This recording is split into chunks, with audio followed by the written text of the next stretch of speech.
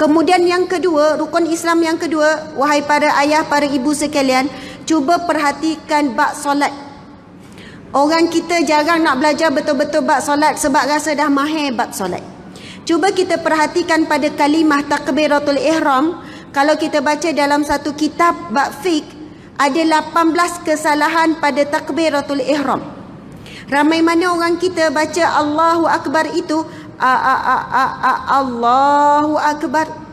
Dia sebersalah masa nak sebut takbiratul ihram tu. Sampai Bila sebut Allah, dia membawa maksud adakah Allah Maha Besar. Terus bertukar maksud dia.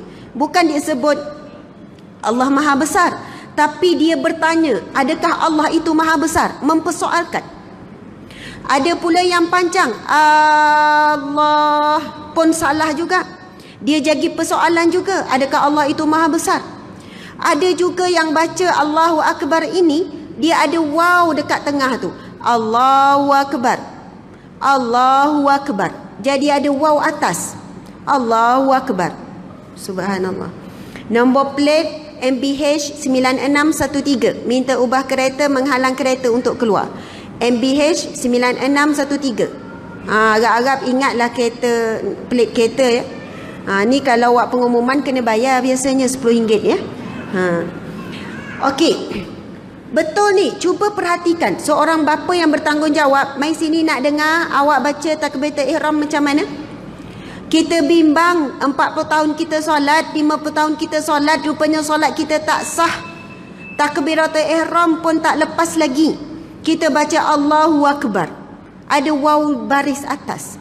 Ada juga yang baca Allahu Akbar, ada waw mati, waw sukun pula. Allahu Akbar. Ada pula yang takbiratul ihram, dia baca tu akbar tu soalannya ada alif yang kedua pula. Allahu Akbar. Bukan Allahu Akbar, tapi Allahu Akbar. Allahu Akbar. Jadi akbar. Rasan ke tidak? Masya Allah. Cuba balik, cuba tengok kalimah takbiratul ihram sebab ia rukun qauli yang tidak boleh ada silap. Betul sebut Allahu Akbar. Masya Allah. Kena belajar lagi. Orang yang belajar bab solat ni lagi belajar, lagi jumpa benda yang baru. Baru tahu, baru faham tentang solat. Apa itu fardu, apa itu rukun qauli, rukun qalbi, rukun fi'li, apa itu sunat hay'an, apa itu sunat ab'ad. Itu pun kita bertukar lagi. Kita kadang-kadang banyak bergaduh bab sunat hay'at. Kita tahu sunat hayat ni adalah sunat perhiasan yang mencantikkan solat. Sunat ab'ad maksud dia perkataan asal daripada ba'du. Maksudnya pahala dia separuh daripada rukun. Sebab itu bab sunat ab'ad kita kena jaga. Pastu ada sujud sahwi. Dan ramai mana orang takbiratul ihram dia, bila dia masbuk, saya perhatikan ramai orang bila masbuk, imam dah rukuk, takbiratul ihram tu dia jadi takbir intikal.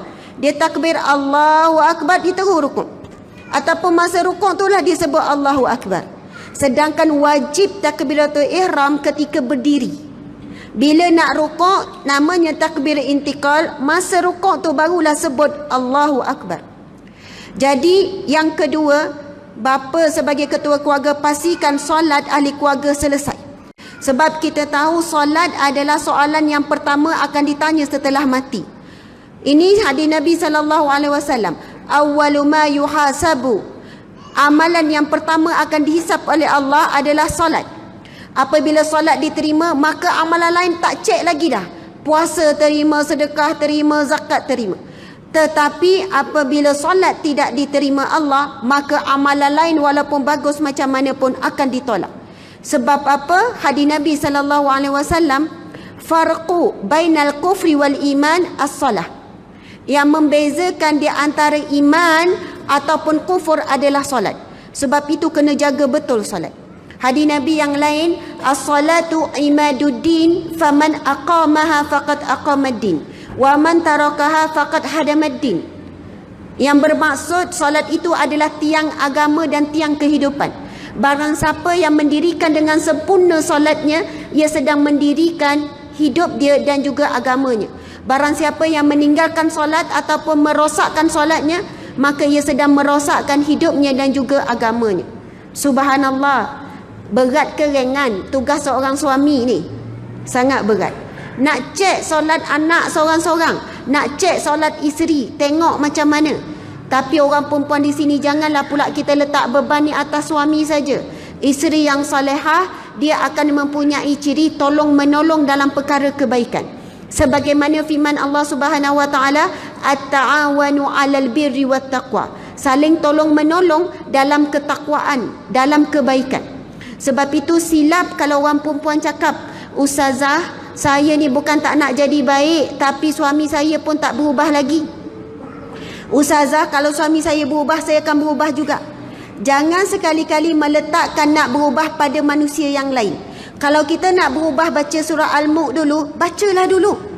Jangan pula kita kait dengan suami. "Bang, selagi awak tak baca Al-Mulk, saya pun tak nak baca." Awak kan ketua keluarga. Kenapa nak ikat dengan orang lain? Kita mula dulu. Barakah kita duduk baca Al-Mulk setiap malam, tak pernah tinggal. Akhirnya suami pun sama ikut. Saya pernah ada seorang muslimat ni, seorang wanita ni, orang tua dah, dia kata, "Ustazah, saya dulu kan memang saya asyik marah suami saya tak pergi solat jemaah. Saya merungut suami saya tak baca Al-Mulk. Saya merungut suami saya tak nak baca Al-Quran sebab suami saya memang tak berapa pandai baca Al-Quran." Lepas tu bila dia tanya saya, dia jumpa saya kata, "Makcik macam ni. Makcik jangan nasihat apa-apa lagi suami." "Kenapa pula Ustazah?" "Kan kita kena nasihat. Sebab makcik dah nasihat dia 30 tahun kan. Jadi sekarang makcik ubah cara nasihat dengan tak beri nasihat." Dia kata, "Okeylah Ustazah, saya cuba." Lepas tu dalam 2 minggu, 3 minggu macam tu lah kan, dia jumpa saya balik. Dia kata, "Ustazah, berkesan dah bila tak beri nasihat." Rupanya diam juga adalah satu nasihat. Dia kata, "Ustazah, saya dah tak panggil dia, ajak dia baca Quran. Saya baca Al-Mulk seorang-seorang, dia tak nak baca, sudahlah sebab Ustazah kata dah jangan panggil buat nasihat lagi." Lepas tu saya buat tak tahulah, saya buat amalan saya je lah.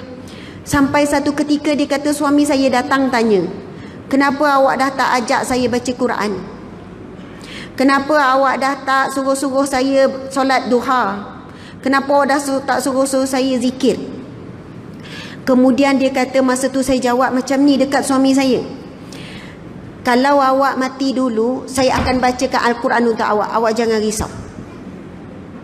Kalau awak mati dulu, saya akan baca Yasin hari-hari insya-Allah.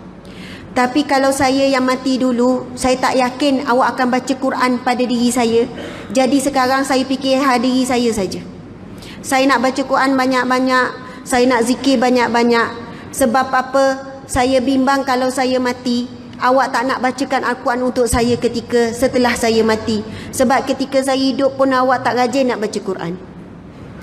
Rupanya kata-kata dia tu membuatkan suami dia tersentak. Dia kata, "Lepas daripada tu Ustazah, suami saya berubah. Saya pun tak terfikir macam mana saya boleh cakap macam tu." Masya Allah.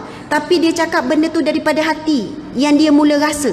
Dia kata, "Bang, kalau awak meninggal dunia dahulu, awak jangan risau. Saya akan bacakan Yasin setiap hari untuk awak. Sebab ini rutin saya hari-hari memang baca Yasin pun untuk mak ayah. Nanti awak meninggal, saya selitlah nama awak sekali. Dan saya akan baca Al-Mulk berterusan dan sebagainya."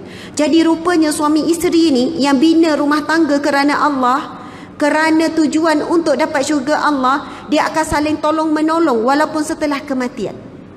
Ada isteri ni, dia macam mana?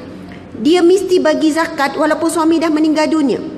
Bila saya tanya kenapa masih bagi zakat bagi pihak suami, kan suami dah meninggal dunia. Masa hidup dulu suami bagi zakat ke tidak? Suami saya bagi Ustazah. Memang tak pernah miss suami saya berniaga. Kadang dia bagi lebih, dia bagi banyak. Tetapi saya bimbang, kot-kot ada zakat dia yang belum habis lagi. Jadi isteri yang solehah ni, Masya Allah, masih lagi menghantarkan pahala demi pahala kepada suami walaupun telah meninggal dunia. Sama juga kalau suami isteri ni hidupnya membina rumah tangga kerana Allah, kerana Rasulullah, dia saling tolong menolong walaupun telah meninggal dunia. Masya Allah, Allahu Akbar.